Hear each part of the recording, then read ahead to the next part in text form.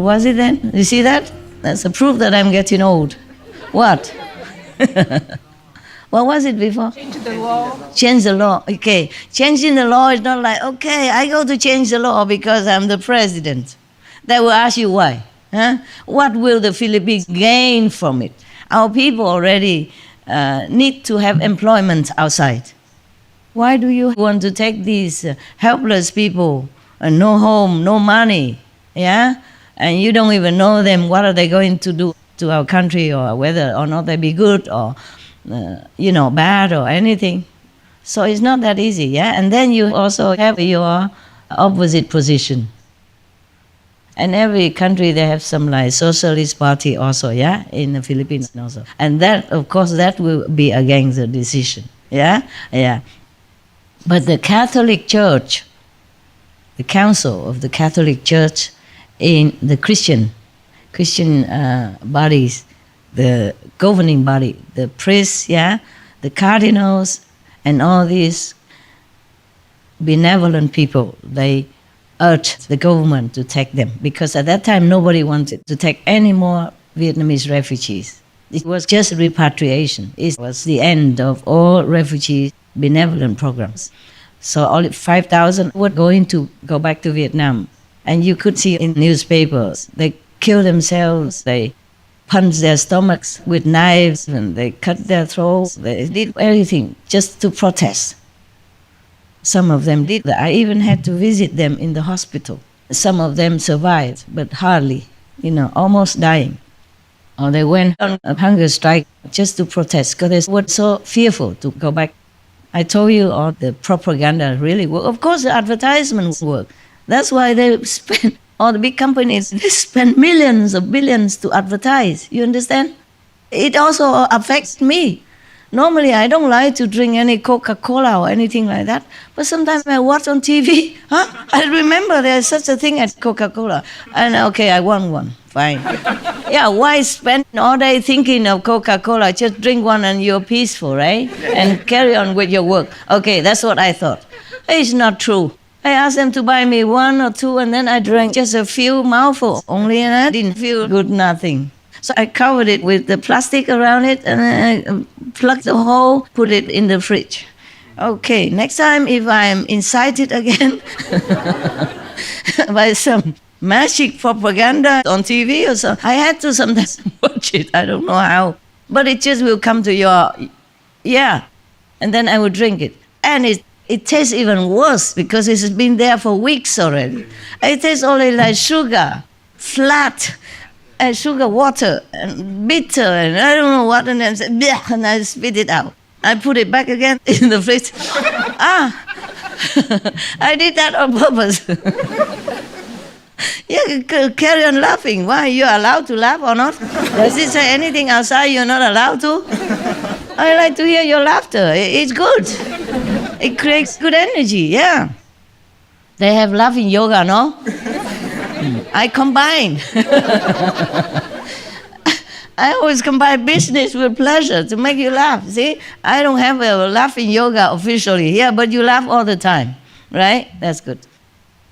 You guys are too polite. I guess the Westerners are very shy. If I talk to the Vietnamese directly or the Chinese, they will laugh so much, yeah. Next time you don't laugh, you go behind there, and the Chinese come here. Make sure you are heard. I don't hear anything. Are you laughing or not? I hear nothing. I don't hear yet. Okay. Okay. All right, you're welcome. What was it then? Before? Coca-Cola. Okay. I did that on purpose, yeah? Normally, I did not know that the first few times. I'm just very economical. If I can't eat the leftover, I save it, for next time. But now I know that it doesn't taste good, especially secondhand Coca-Cola. So I will put it in the fridge again. I did it now on purpose because the longer you save it, the worse it tastes. So the illusion will be gone. Good. But still, sometimes they advertise or do something, then I still want it. Or maybe somebody near me that likes to drink Coca-Cola. I'm telling you, they affect you. Yeah. I don't really like pizza so much. In Italy, sometimes I go, if I have to go out and nothing else is easier then, because you can order them not to put anything, yeah? But the spaghetti, you don't know, some spaghetti has egg in it, some spaghetti doesn't have. So only if you buy it or make it yourself, then you know for sure. If you go into a restaurant to eat spaghetti, you're never sure. Yeah, that's why I just have pizza. It's just simple, okay? You can't just sit in a restaurant or in a cafe shop waiting for somebody and just drink water. Huh? People are eating all around you and you take up a table and you eat nothing? Next time you come in, they say, we're full. You can't. Yeah. Even if there are many tables empty, they say, we're full. Full. If you ask about that table, oh, it's reserved. Yeah. Okay. Now, what was that then? Yeah. What? Yeah, pizza also, I don't feel, I'm not really a fan of pizza, okay? And nowadays, even in our kitchen, sometimes they make pizza and they give some to me. I take a few bites and then the dogs will enjoy it. Yeah, so they think, Master eats a lot. Next time they give me more. More pizza. The dogs are happy. Yeah, but when somebody is near me who are pizza fanatics, then I will want pizza every day and I will eat the whole pizza, the whole big one.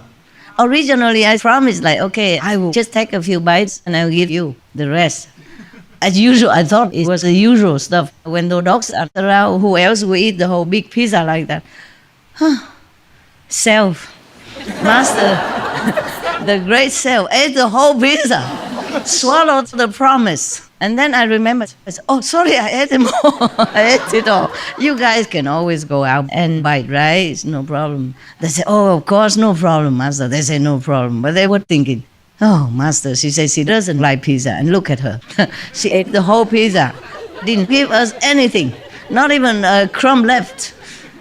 Yeah. The great self ate it. With no shame, nothing. Oh, enjoy it only. I'm glad with somebody like that nearby sometimes, or some chance that I can enjoy something. Just like in India, I have to drink tea every day. Chai. I have to drink chai every day. There was plenty in the ashram, okay? Even if food was not left over, but always chai. And so I bought some noodles, and they had hot chai. I didn't have anything to cook water. I was not allowed in the kitchen. I mean, the kitchen had nothing to cook.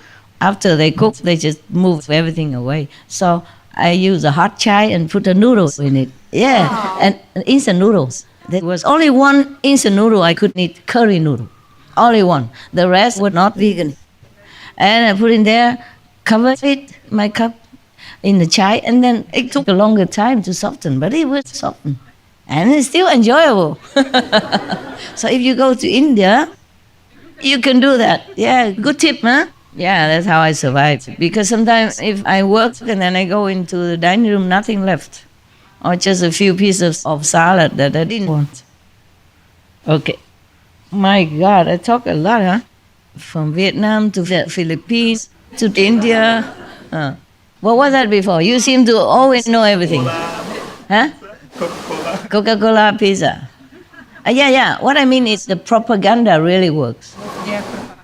Propaganda or the energy of other people around you. Yeah, because energy is energy. You can't forbid it to come to you, to come into your magnetic field. That's why some societies, they just go away from the hustle, bustle of the world and they just stay together, you know. Like the Essenes society, like the Amish people, they don't interact too much with the world except what's necessary. They stay together. They keep their faith strong, their energy the way they want it. Huh? That's how monks and nuns orders came into realization, because they just want to be away. And if you want to be away, then you have to reorganize your life to downsize your expenses and your needs. Yeah, so the monks and nuns just wear simple, just one type of clothes, one or two prepare, and then if you can't have money, then you go begging for food, or go taking some buds or some lotus shoot, something like that, to pass your time. And then you can use your time to be together with a like-minded, simple, spiritual, pure. But not everybody becomes a monk or nun really realizing what they are wanting. And they will go astray also. You see what I'm saying? Yeah? And then instead of following the purity of God devotion, they go astray and they become maybe somehow superstitious, or doing this and this, mixing things. So it's not the same. And then the Maya will use their desire or their ambition to lead them astray. Yeah. On the retreat, maybe we have more time, I will read you that.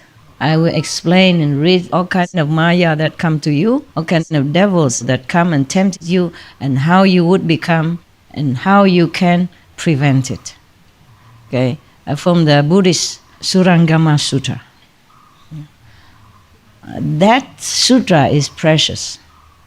It says that when the Dharma end in age, and like Buddha passed away too long ago, then that Dharma will be the first to disappear. That's a sutra will be the first to disappear. That's a very precious one. Inside their Mahar's advice, inside many bodhisattvas, many of his top disciples, talking about which meditation method is the best, the most suitable for the great souls and the medium souls and the lower souls alike. I mean, low level spiritually. There's no such thing as low soul, high soul. It's just more awareness, okay? Higher awareness or medium awareness or lower awareness souls. That's what it is. The Buddha, of course, I told you before a long time ago, that after asking all of his top disciples and bodhisattvas which method, they all list their method of their first enlightenment. And then the Kuan Yin Bodhisattva, Kuan Yin, also listed this method, which is the hearing method. Yes. And then one of his top disciples, I can't remember the name now, and then summarized that and say, of course, still after all, the sound method, the hearing method, the reverting the hearing method is still the best, most suitable, and lasting, and most reliable. Because everything else, like if you rely on the nose, the smell to be enlightened, rely on the breath to be enlightened, everything else is not reliable.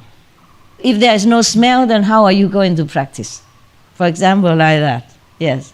And if there's no sensation of touching, yeah, then you cannot be enlightened, no? That's what the Buddhas and the Bodhisattvas were discussing in that sutra as well. So that sutra I like very much.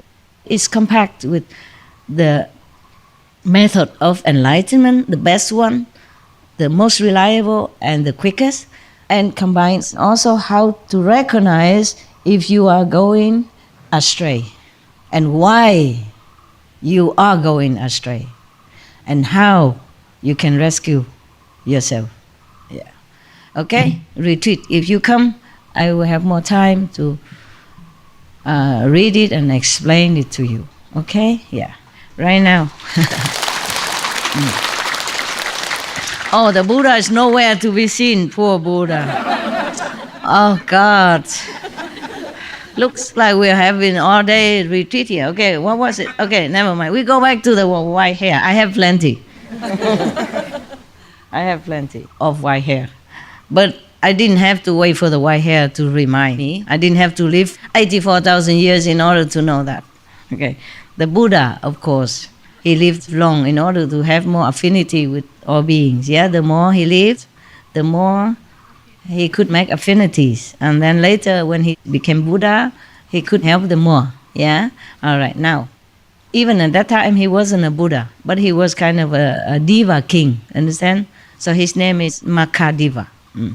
Now, the Buddha saw the white hair, he became very anxious already. Okay, so right, he knew his time was not long. But it was not like that. He still had 84 more thousand years, more or less, to live on. Not like he would die soon, like in 10 years or 100 years even, no. 84,000 more years. Well, 84, it means a lot, but doesn't mean exactly 84,000, okay? In India, that time seems like they have this certain number fixed. You know, if a lot, they say 500. And a lot more, 2,000. A lot more than 84,000. So the Buddha always mentions, like, the Dharma teaching has 84,000 doors, 84,000 methods. And the 6 scriptures, 84,000 cow paths, 84,000 lives, or 90,000, you know, they do like that, yeah? It's a fixed number. And if it's a lot more, then I can think of, they say it is innumerous, okay? Just like us right now, we say numerous, okay?